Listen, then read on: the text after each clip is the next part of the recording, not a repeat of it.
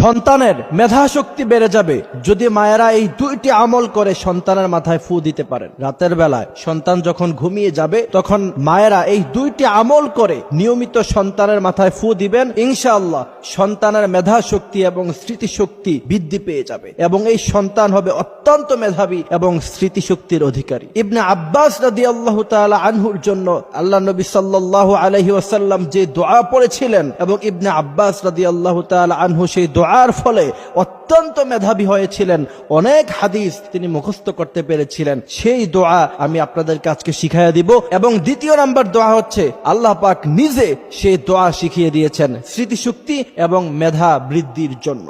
সেই দুই দোয়ার মধ্য থেকে প্রথম দোয়া হলো হযরত ইবনে আব্বাস রাদিয়াল্লাহু তাআলা আনহুর মেধা এবং স্মৃতিশক্তি খুব বেশি একটা ছিল না। আল্লাহ নবী সাল্লাল্লাহু আলাইহি ওয়াসাল্লাম হযরত ইবনে আব্বাসের জন্য তখন দোয়া করলেন, আল্লাহুম্মা ফাক্কিহু ফিদ্দীন, হে আল্লাহ আপনি ইবনে আব্বাসের ইলমে ফিকহের জ্ঞান বাড়িয়ে দেন। এই দোয়া যখন ইবনে আব্বাস রাদিয়াল্লাহু তাআলা আনহুর জন্য আল্লাহ নবী সাল্লাল্লাহু আলাইহি ওয়াসাল্লাম করলেন, তখন থেকে দেখা গেল ইবনে আব্বাস রাদিয়াল্লাহু তাআলা আনহুর মেধা এবং স্মৃতিশক্তি দিন দিন বৃদ্ধি পেল।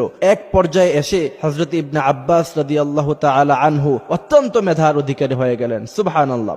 এই জন্য মা বোনদের জন্য প্রথম আমল হলো সন্তান যখন ঘুমিয়ে যাবে নিয়মিত রাতের বেলা তার মাথার মধ্যে এই দোয়া পড়ে ফু দিবেন, আল্লাহুম্মা ফাক্কিহু ফিদ্দীন। এই দোয়া পড়ে সন্তানের মাথায় নিয়মিত ফু দিবেন, ইনশাআল্লাহ সন্তানের মেধা এবং স্মৃতিশক্তি দিন দিন বৃদ্ধি পাবে। এবং দ্বিতীয় নাম্বার যে আমল সেটা আল্লাহ রাব্বুল আলামিন নিজেই শিখিয়েছেন, আপনি অবাক হবেন আলেম ওলামারা সবাই এই আমল করে করে বড় আলেম হয়েছেন, বড় মুফাসসির হয়েছেন, অত্যন্ত মেধার অধিকারী হয়েছেন। এটা পরীক্ষিত একটি আমল। সেই আমল হচ্ছে রব্বি জিদনি ইলমা, রব্বি জিদনি ইলমা, রব্বি ইশরাহ লি সাদরি ওয়া ইয়াসসির লি আমরি ওয়াহলুল উকদাতাম মিন লিসানি ইয়াফকাহু কওলি। এই দোয়াটা পড়ব, পুরোটা পারলে পুরোটা পড়ব, আর যদি পুরোটা না পারি তাহলে কমসে কম রব্বি জিদনি ইলমা এতটুকু দোয়া নিয়মিত পড়ে বাচ্চার মাথায় ফু দিবেন, বাচ্চার চেহারায় ফু দিবেন, বাচ্চার শরীরে ফু দিবেন, ইনশাআল্লাহ দেখবেন আপনার বাচ্চা দিন দিন মেধাবী হয়ে উঠবে। আপনার বাচ্চা অন্যান্য 8-10টা বাচ্চার মতো হবে না। আপনার বাচ্চাকে দেখতে পাবেন যে সে দিন দিন মেধাবী হয়ে উঠছে। সুবহানাল্লাহি ওয়া বিহামদিহি সুবহানাল্লাহিল আযীম।